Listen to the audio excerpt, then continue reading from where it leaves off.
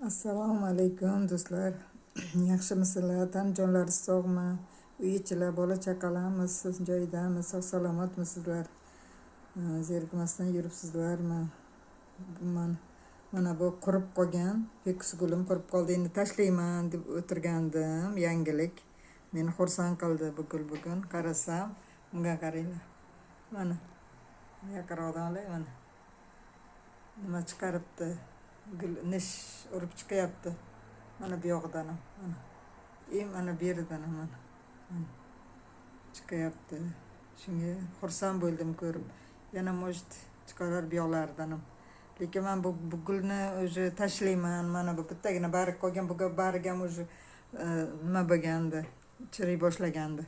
Shunga tashlayman deb o'tirdim. Endi bu fiks bo'lmadi. Buni endi odam qilib bo'lmaydi, endi tashlayman. Bunga tuvakka bashakul ekamanda deb o'tirgandim. Meni bugun xursand qildi shu gul. Shuni ko'rib sizlar bilan bo'lishim keldi. Keyin mana xlorofitum gulini men ikkita nimaga qo'ygandim. Bittasini ekkandim, bolasini ekkandim, bunisini suvga solib qo'ygandim. Mana bu hali uncha tomir chiqarmadim. Endi chiqaryapti, mana bargchalar chiqargan, bargcha bo'lyapti, lekin oq tomiri ko'rinmaydi, uncha yo'q. Lekin bor bo'lsa ham maydami, bilmayman, hali chiqargani yo'qdi. Lekin mana bargcha chiqaryapman bu yerdan. Barg chiqaryapti. Lekin mana bu o'zi olib ketdi. Chunki shalpayib turganda ekkan paytim hozir mana barglari tikka bo'lib bu oldi o'zi. Shuni aytmoqchimanki, nimaga gruntga tez olar ekan tomir. Tomir tez chiqar ekan gruntda.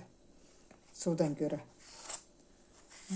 Shu yangilikni sizlar bilan bo'lishmoqchi edim. Sog' bo'linglar, salomat bo'linglar. Kelgusi videolarda uchrashguncha xayr. Sog' bo'linglar do'stlar.